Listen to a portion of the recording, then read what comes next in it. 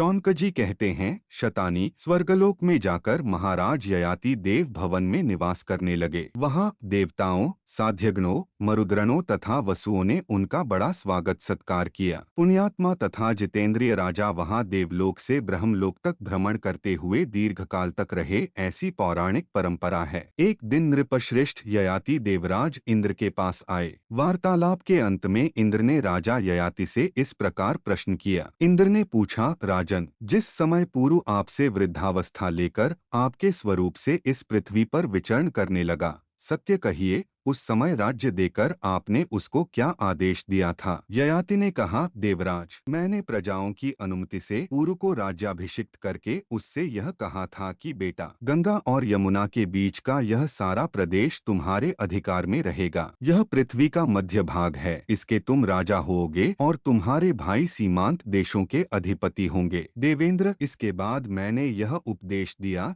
कि मनुष्य को चाहिए कि वह दीनता, शठता और क्रोध न करे, कुटिलता, मात्सर्य और वैर कहीं न करे। माता, पिता, विद्वान, तपस्वी तथा क्षमाशील पुरुष का बुद्धिमान मनुष्य कभी अपमान न करें। शक्तिशाली पुरुष सदा क्षमा करता है, शक्तिहीन मनुष्य सदा क्रोध करता है। दुष्ट मानव साधु पुरुष से और दुर्बल अधिक बलवान से द्वेष करता है। कुरूप मनुष्य रूपवान से, निर्धन धनवान से, अकर्मण्य कर्मनिष्ठ से और अधार्मिक धर्मात्मा से द्वेष करते हैं। इसी प्रकार गुणहीन मनुष्य गुणवान से डाह रखता है। इंद्र, यह कलि का लक्षण है। क्रोध करने वालों से वह पुरुष श्रेष्ठ है जो कभी क्रोध नहीं करता। इसी प्रकार असहनशील से सहनशील उत्तम है। मनुष्यतर प्राणियों से मनुष्य श्रेष्ठ है और मुखों से विद्वान उत्तम है। यदि कोई किसी की निंदा करता या उसे गाली देता है तो वह भी बदले में निंदा या गाली गलौज न करे, क्योंकि जो गाली या निंदा सह लेता है उस पुरुष का आंतरिक दोहक ही गाली देने वाले या अपमान करने वाले को जला डालता है, साथ ही उसके पुण्य को भी वह ले लेता है। क्रोधवश किसी के मर्म स्थान में चोट न पहुँचाए, ऐसा न करे जिससे किसी को मार्मिक पौड़ा हो। किसी के प्रति कठोर बात भी मुंह से न निकाले, अनुचित उपाय से शत्रु को भी वश में न करे। जो जी को जलाने वाली हो, जिससे दूसरे को उद्वेग होता हो, ऐसी बात मुंह से न बोले, क्योंकि पापी लोग ही ऐसी बातें बोला करते हैं। जो स्वभाव का कठोर हो, दूसरों के मर्म में चोट पहुंचाता हो, तीखी बातें बोलता हो और कठोर वचनरूपी कांटों से दूसरे मनुष्य को पीड़ा देता हो, उसे अत्यंत लक्ष्मीहीन, दरिद्र या अभागा समझे, उसको देखना भी बुरा है, क्योंकि वह कड़वी बोली के रूप में अपने मुंह में बंधी हुई एक पिशाचिनी को ढो रहा है। अपना बर्ताव और व्यवहार ऐसा रखे जिससे साधु पुरुष सामने तो सत्कार करें ही, पीठ पीछे भी उनके द्वारा अपनी रक्षा हो। दुष्ट लोगों की कही हुई अनुचित बातें सदा सह लेनी चाहिए तथा श्रेष्ठ पुरुषों के सदाचार का आश्रय लेकर साधु पुरुषों के व्यवहार को ही अपनाना चाहिए। दुष्ट मनुष्यों के मुख से कटुवचन रूपी बाण सदा छूटते रहते हैं, जिनसे आहत होकर मनुष्य रात दिन शोक और चिंता में डूबा रहता है। वे वाग्वान दूसरों के मर्मस्थानों पर ही चोट करते हैं। आठ विद्वान पुरुष दूसरे के प्रति ऐसी कठोर वाणी का प्रयोग न करे। सभी प्राणियों के प्रति दया और मैत्री का बर्ताव, दान और सबके प्रति मधुर वाणी का प्रयोग, तीनों लोकों में इनके समान कोई वशीकरण नहीं है। इसलिए कभी कठोर वचन न बोले। पूजनीय पुरुषों का पूजन, आदर सत्कार करे, दूसरों को दान दे और स्वयं कभी किसी से कुछ न मांगे।